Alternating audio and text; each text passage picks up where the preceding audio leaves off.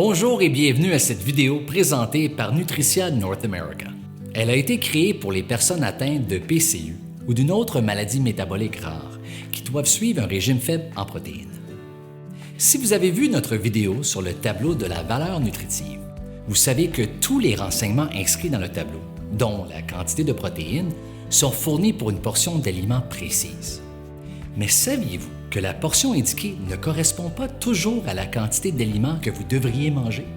Et si vous mangez plus ou moins que la portion indiquée?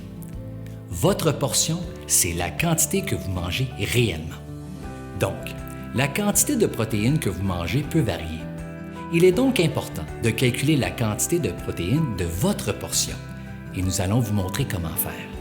C'est parti! Prenons ce sac de croustilles. La portion indiquée dans le tableau de la valeur nutritive contient 10 croustilles. Le tableau indique aussi 1 g de protéines. Cela signifie que ces 10 croustilles contiennent 1 g de protéines.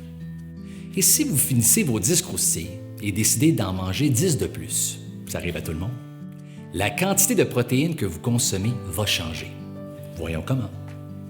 En mangeant 10 croustilles de plus, vous avez doublé votre portion à 20 croustilles.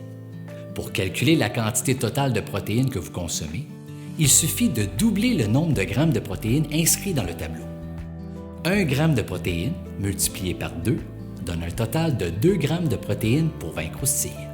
C'est aussi simple que ça. Et si vous mangez une quantité qui n'est pas le double de la portion indiquée, disons 25 croustilles, voici un calcul simple à faire que vous pouvez utiliser en tout temps pour connaître la quantité de protéines contenues dans la portion que vous mangez. Vous devez repérer ces 3 renseignements: la portion indiquée dans le tableau, le nombre de grammes de protéines qu'elle contient, ainsi que la portion réelle que vous allez manger. Il suffit de prendre votre portion, ou la quantité que vous allez réellement manger, et la diviser par la portion indiquée dans le tableau, puis multiplier le résultat par le nombre de grammes de protéines inscrits dans le tableau. Ce calcul vous donnera la quantité totale de protéines pour la portion que vous allez manger. Revenons à notre exemple. Ces 25 croustilles représentent notre portion réelle, mais le tableau donne la valeur nutritive pour une portion de 10 croustilles. Et, toujours selon le tableau, ces 10 croustilles contiennent 1 g de protéines. Maintenant, faisons le calcul avec ces données. Un total de 25 croustilles divisé par 10 croustilles donne 2,5. 2,5 multiplié par 1 g égale à 2,5 g. Cela signifie que manger 25 croustilles fournit 2,5 g de protéines.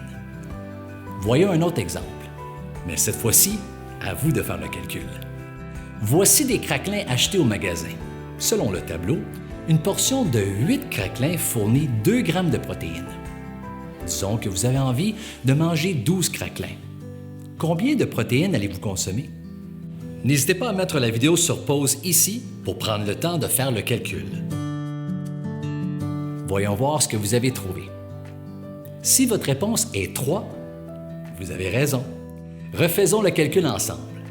Votre portion réelle est de 12 craquelins, alors que la portion indiquée dans le tableau est de 8. La quantité de protéines inscrite dans le tableau est de 2 g. 12 divisé par 8 donne 1,5. Et 1,5 multiplié par 2 donne un total de 3 g de protéines pour 12 craquelins.